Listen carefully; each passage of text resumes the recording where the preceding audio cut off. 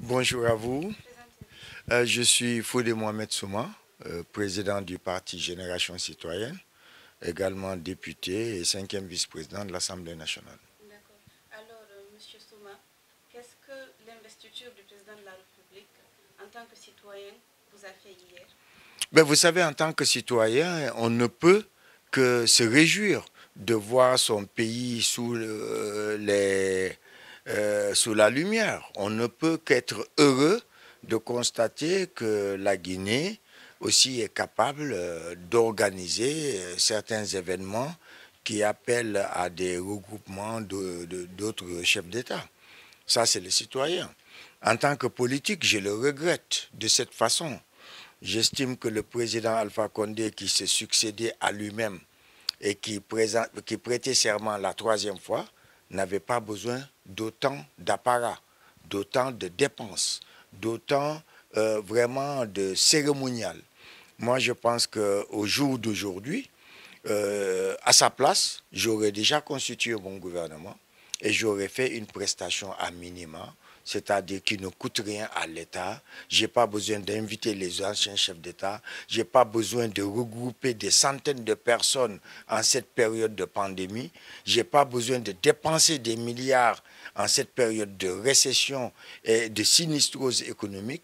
J'aurais été à l'essentiel. Et pourquoi pas utiliser cette journée nationale et citoyenne à une action citoyenne telle que l'assainissement, et je me mettrai en avant en botte ou en basket ou en jean pour donner l'exemple à la population que cette journée festive soit à la fois citoyenne, mais pas dispendieuse ni onéreuse. D'accord. Alors, selon vous, le président Alpha Condé est à la troisième phase de sa candidature ou de son exercice dans le pouvoir. Est-ce que c'est une bonne chose pour Non, la démocratie ah, guinéenne? oui, oui, vous savez, moi, j'estime que la Guinée n'avait pas besoin d'une nouvelle constitution, dans la mesure où une révision suffisait. La Guinée doit être figée dans le temps par rapport à des acquis démocratiques. Un mandat de 2 ans s'arrête, de 2 fois 5 ans s'arrête 10 ans après. Je n'étais pas d'accord pour la candidature du président, mais j'estime que du moment que sa candidature a été validée euh, par la euh, par la CENI, par la Cour constitutionnelle, et qu'il ait battu campagne, qu'il ait été donné vainqueur, en tant que démocrate, je m'aligne. Je pense qu'il faut qu'on en arrive à cette posture euh, citoyenne qui voudrait que le pacte républicain soit plus important que nos propres intérêts ou nos idées. Je n'étais pas d'accord avec la nouvelle constitution. Du moment qu'elle est votée, promulguée, ben, je suis obligé de l'accepter. Je ne voulais pas une nouvelle candidature du président parce que j'estime qu'il était tenu par la constitution de 2010 qui limitait son mandat à 2. Mais du moment que c'est fait, ça dit qu'il faut qu'on refuse de rester dans le déni, dans la confrontation, dans l'adversité. Il y a des moments où il faut savoir avancer et passer à l'essentiel. Donc aujourd'hui, pour moi, le plus important pour moi, ce n'est pas qu'il ait gagné. Ce n'est pas qu'il soit déclaré vainqueur, mais comment est-ce qu'il va gouverner et avec qui il va gouverner. Donc c'est ça qui m'intéresse. Moi, les élections sont derrière moi.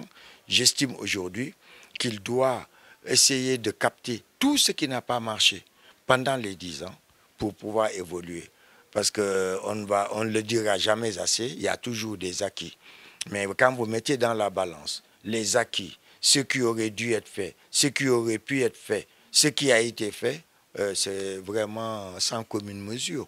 J'espère que cette fois-ci, il va s'appuyer sur les difficultés, les échecs, tout ce qui n'a pas marché pour essayer d'avancer. D'accord. Est-ce que vous avez un message à lancer à l'endroit des autres politiciens et en même temps à la population guinéenne? Ouais, ben, vous savez, à l'endroit des politiciens, je ne suis pas un donneur de leçons, mais j'estime que le problème chez nous, c'est qu'il y a une différence entre les politiques et les politiciens.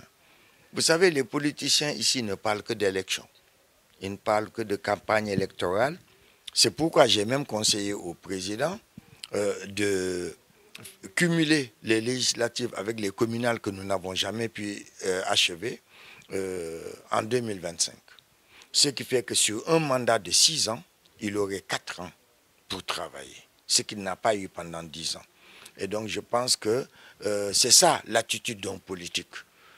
Mais les politiciens, on va aller vers l'installation des chefs de quartier, on va nommer près de 15 000 personnes qui auraient dû être élues. Donc on va perdre 1 an, 2 ans, et après on va dire, ah, il faut qu'on installe les conseils régionaux, il faut qu'on prépare les prochaines législatives. C'est-à-dire que pour sortir de cette phase de campagne électorale permanente, je pense que ce qu'il faudrait, c'est 4 années sans élection, mais là aussi, les 4 années sans élection, ça exige du président qu'il vienne, qu'il rencontre la classe politique, les institutions, et qu'on aille vers l'apaisement, l'accalmie, qu'on libère toutes les personnes arrêtées, que ce soit les opposants, les activistes de la société civile, les gens du FNDC.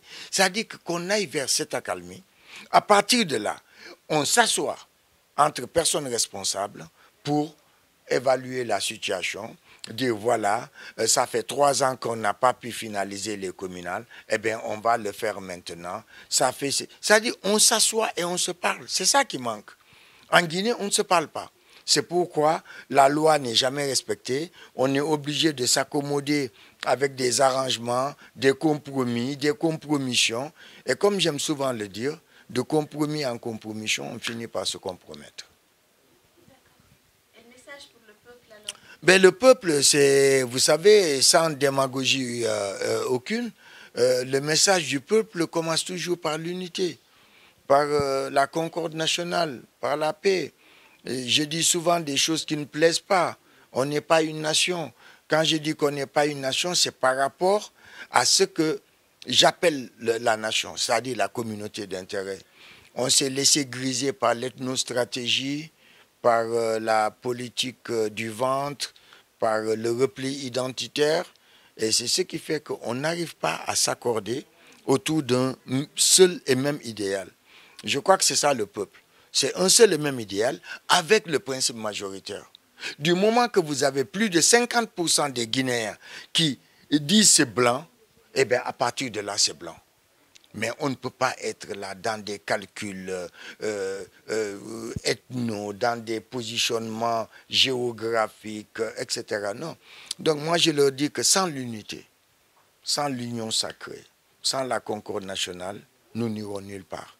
Et ça exige d'eux de mettre en avant leur citoyenneté, c'est-à-dire les droits, les devoirs, les obligations, et d'exiger de l'État vraiment une restitution de sa gouvernance.